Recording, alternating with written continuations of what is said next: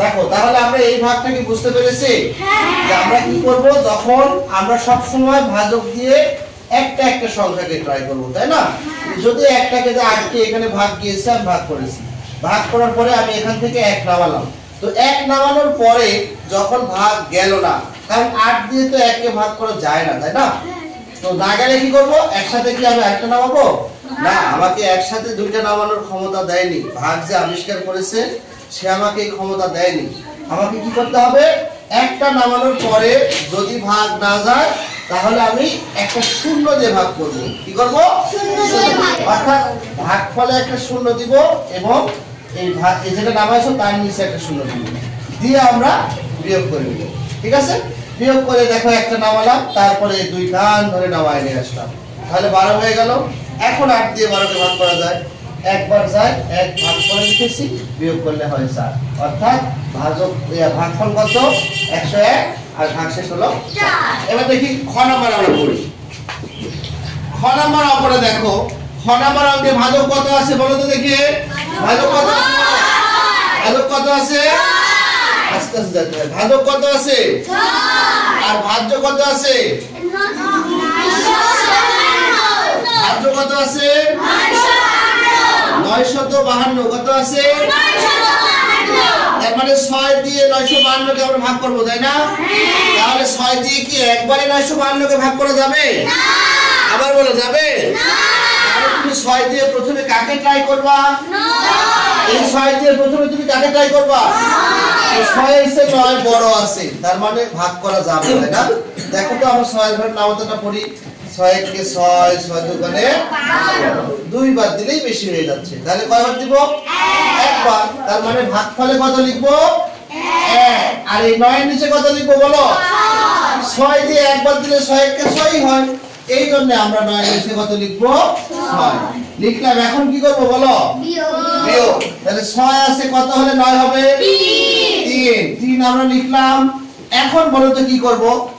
এইবার এই 3 কে আমি উপর থেকে নামাইছি, এটা কি উপর থেকে নামানো 3? এটা তো বিয়োগ করা 3, তাই না? অবশিষ্ট 3 এটা। এখন আমরা উপর থেকে একটা অঙ্ক নামাবো। কয়টা অঙ্ক নামাবো? একটা। তাহলে এই 5 কে আমরা কান ধরে নামায় নিয়ে আসি, ঠিক আছে? এখন দেখো তো 5 কে নামানোর ফলে কত হলো? 35 হলো। এখন 35 কে কি 6 দিয়ে ভাগ করা যায়? হ্যাঁ। তাহলে 6 এর চেয়ে 35 বড়, অবশ্যই যাবে। বড় হলে কত ভাগ করা যায়, তাই না? তাহলে 6 এর ঘরে নামতা পড়ো। 6 কে 6, 6 দুগুণে 12, 3 6 18, 4 6 24, 5 6 30, 6 6 36। দেখো 6 বাদ দিলে 36 হচ্ছে, 35 এর চেয়ে 36 বড়, তাহলে 6 এর চেয়ে 1 কম দাও। কয়বার দিব? 5 বার। তাহলে 5 6 কত হয়? 30। তার মানে 5 কোথায় লিখবে তুমি? ভাগফলে। ভাগফলে কোথায় লিখবা? ভাগফলে। এই জায়গায় আমরা 5 লিখব, এই জায়গায় কত লিখব? 5। আর এই 30 35 এর নিচে কত লিখব? 30 লিখব। কত লিখব? 30। এখন কি করব বলো? বিয়োগ। বিয়োগ করলে কত হয়? 5 হয়। দেখো 35 থেকে 30 বিয়োগ করলে কত হয়? 5। আবার কি ভাগ শেষ হয়ে গেছে করা? না। এখান থেকে কি সবগুলো নামানো শেষ হয়েছে? না। 5 কে নামাইছো, এখনো 2 বসে আছে না? তাহলে ওকে কান ধরে নামায় নিয়ে চলে আসো। তাহলে নামায় আমরা আবার নামতা পড়ো। দেখো 6 এর ঘরে নামতা পড়ো, কত পর্যন্ত গেলে 52 এর কাছাকাছি যাওয়া যায়? 6 এর ঘরে নামতা পড়ো। 6 কে 6, 6 দুগুণে 12, 3 6 18, 4 6 24, 5 6 30, 6 6 36, 6 7 42, 6 8 48, 6 9 54। 9 বার গেলে বেশি হয়ে যাচ্ছে, তাই না? তাহলে কয়বার নিব?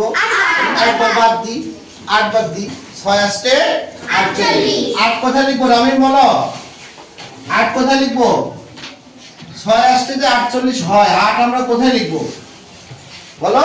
ভাগফলে। ভাগফলে। Very good. 8 কোথায় লিখবো? ভাগফলে। Very good. 8 কোথায় লিখবো? ভাগফলে। আর 52 এর নিচে কত লিখবো? 6 আসতে কত হলো? 48। তাহলে 52 এর নিচে কত লিখবো বলো? 48 লিখবো। কত লিখবো? 48 লিখবো। Very good. এখন বিয়োগ করি আমরা। তাহলে 8 আছে কয় বারো? 4 এ। হাতে আছে 1, 4 এর 5, 5 এর পাশে মিলে গেলে পাবে 16 বসে। তাহলে এই অঙ্কের ভাগফল কত পেলাম? 100। ভাগশেষ কত পেলাম? 4। ভাগশেষ কত পেলাম? 4। ভাজক কত? 6। ভাজক কত? 4। ভাজ্য কত? আমাকে অংশগুলো চিনা লাগবে না?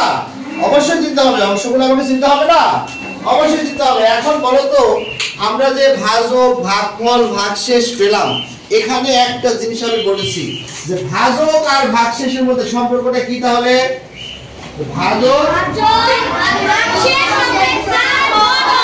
ভাজক ভাগশেষ অপেক্ষা এটাও আমাকে মনে রাখতে হবে।